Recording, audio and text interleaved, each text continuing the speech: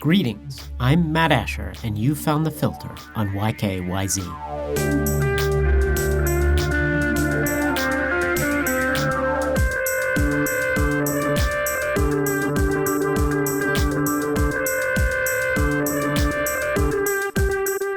I recently read an article talking about people's frustrations or burnout with programs like Zoom, which let you do Skype-like video conferencing with other people, often used for work. And one of the interesting theories of someone who was writing about Zoom burnout was that the problem was latency. In other words, the problem is that there's a slight delay between when you talk and when the other person hears you talk, and vice versa. When the other person speaks and you hear and see them speak, there's a delay.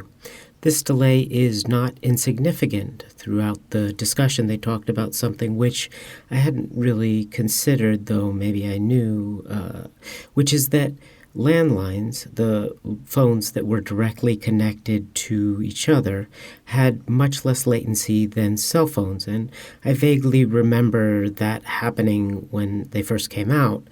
And that gap hasn't really been solved, and even landlines today are apparently slower than they used to be. This got me thinking about something that's bothered me for a long time, which is that the computers I use, they don't feel any snappier than they did years ago. Sometimes they even feel slower. Things like typing often has a noticeable delay, even in an app that is just word processing. That really bothers me. Basic operations like opening a folder or navigating around or typing or opening programs that should be very simple utilities like a text editor take a while to do, longer than I remember. This despite the fact that computers are much, much faster, and maybe this is part of a general trend and a general compromise that's been made in the world where we have tools that are in some ways vastly more powerful than they've ever been before, but at the same time they are not optimized for reducing latency. And part of that may be related to design decisions, and part of it might just be baked into the tools themselves. There may be limitations that have to do with the technology, not just in terms of how we've chosen to implement them, but any packet switching compressed network may just be not as quick as a wired landline, gets you right where you want to go.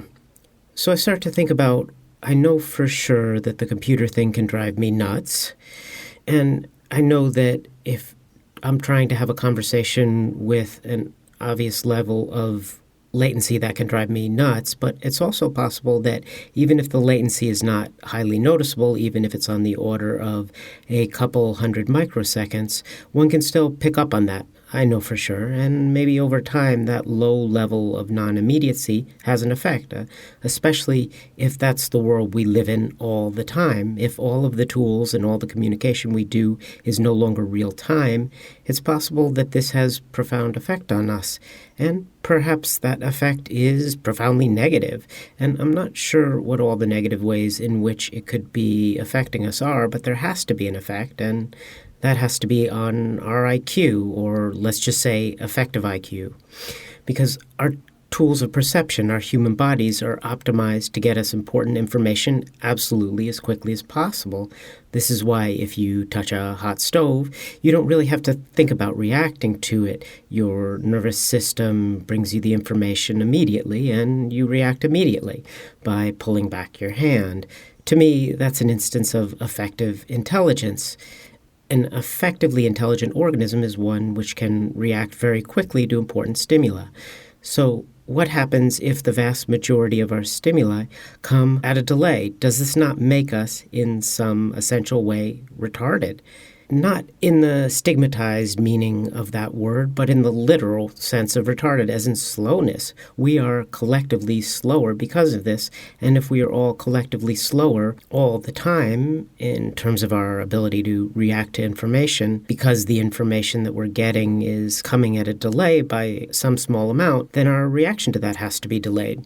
Are we not then retarded in some way that is similar to people who have to do things underwater and therefore all of their motions and activities are slower? Or maybe, as an even better analogy than being underwater, there are these videos of people who have strapped on a VR headset and they're trying to play soccer. And they are viewing in front of them what is actually in the world because there's a camera in front of the VR headset that shows them the world. But there is some delay that the view that they're seeing in front of their eyes is maybe half a second behind what's actually happening. So if you watch these videos, and they are hilarious, but it's also painful because they swing their foot where the ball used to be and they look incompetent and stupid and foolish. And it's funny, but they're not stupid. They're just working with a filter that is making them dumb, that is in effect, it may seem like this may seem like a strong thing to say, but they are in effect acting as if they have brain damage.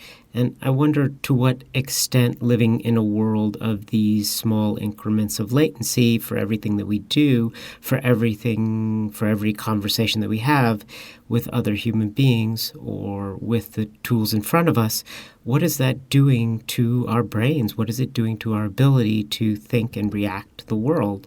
Are we not all in some way like those people who are swinging and missing at soccer balls? And maybe you can over time adapt in some way and figure out how to anticipate where the ball is going to be ahead of time. So our brains are flexible, they can adapt, but it's going to have an effect. And bridging that gap and filling that space between the world as it is now and the world we're perceiving as it was, say, 2 seconds ago or whatever, that's not inconsequential. That may be effectively like some kind of brain damage. Maybe some of this results in, and this is pure speculation, but maybe the result of all this latency is that we amplify the signal in order to overcome the delay related to getting the message to other people. So if you're sitting across the table, and this is probably in part related to the immediacy of the message and not just the latency, that is that you've got someone right in front of you, it's inescapable. But if you're moving from a situation where sitting right across the table from someone and you want to get a message across to them, a subtle whisper might do it. But if you're communicating with a high degree of latency, especially if you're talking about something like Twitter, where the latency can be anything from a matter of a couple seconds to days even before someone reads your tweet, then perhaps what you need to do in order to cut through and access that part of the other person's response system in a way that makes that signal that you're sending significant, perhaps you need to amplify your message. You may need to make it more extreme, starker, more aggressive. It needs to be more on point than if I'm having a conversation with someone across from me at a table. Maybe it's enough just to whisper to them, "Hey, I smell smoke." But if we're talking about a medium with a higher level of latency, that might not cut it. If you multiply that, and I should be clear, I'm not indicating that it's this extreme in every way and every day, but perhaps even a subtle latency, but one that's all pervasive, could have the effect of moving people in the direction of amplifying the signal and could certainly lead to a kind of retardation that's inevitable in such a world.